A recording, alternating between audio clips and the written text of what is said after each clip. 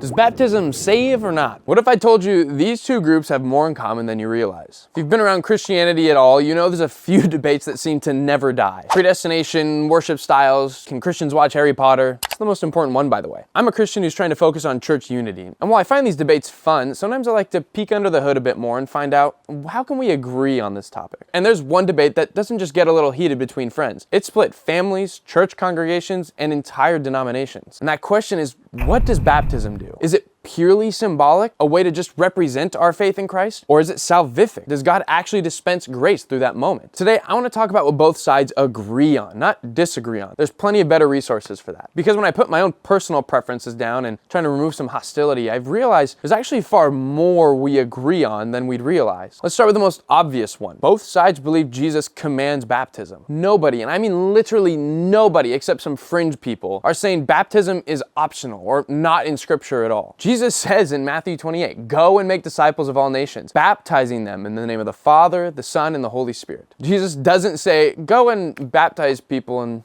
if the weather's nice and you got some great access to water, like, yeah, baptize them.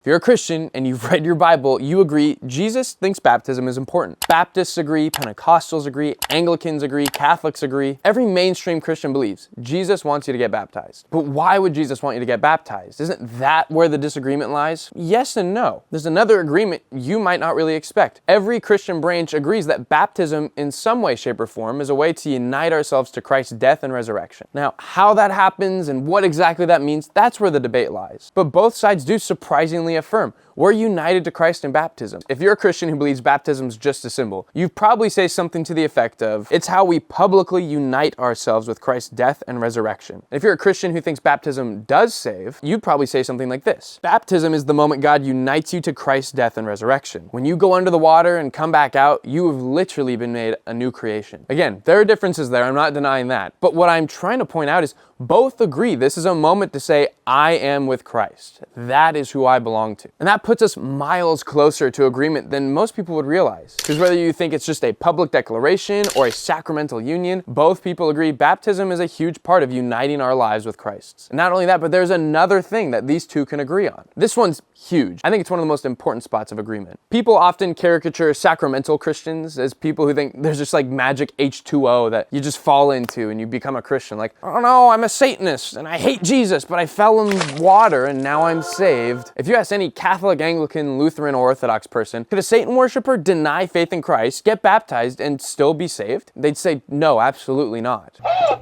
No. Because all Christians agree faith is a necessary component of the Christian life. People who believe in a salvific baptism believes that baptism is not fruitful if faith is not present. Oh yeah, well what about infant baptism? Even infants have a semblance of faith. They have to put their trust in something greater than themselves. Symbolic, people who believe in a symbolic baptism also definitely agree. Baptism divorced from faith is not a Christian baptism. And again, symbolic baptismal people don't think that it's just optional. If you walked up to a Baptist pastor and said, yeah, I'm saved, I just don't want to get baptized. And he's like, why not? If your only excuse was, I just don't want to, it's kind of embarrassing. That Baptist pastor would start to have some serious questions about the faith you profess. So both sides believe baptism is commanded by Jesus, and baptism without faith is not a real baptism. Now, obviously there are real disagreements. Does baptism actually regenerate you? Should infants be baptized or just adult believers? These debates matter and they're worth having. By all means, pore over the scriptures and find out what you believe. But I don't want to act like there isn't any unity that can't be found here. Both sides see baptism as a gift from God, a moment to unite ourselves with Christ, either sacramentally or at the very least in the form of a public declaration. Honestly, I think the disagreement really comes down to how God works through baptism, not if he does or not. I think the most radical act us Christians can make in the upcoming new year is to focus more on the unity baptism brings us instead of the division that we have amongst how it works. We're living in a world that's becoming increasingly hostile to Christianity. Why wouldn't we want to celebrate moments of unity? As Abraham Lincoln once said, a house divided against itself cannot stand. So if you want to join me on the journey of promoting Christian unity, I'd encourage you to like,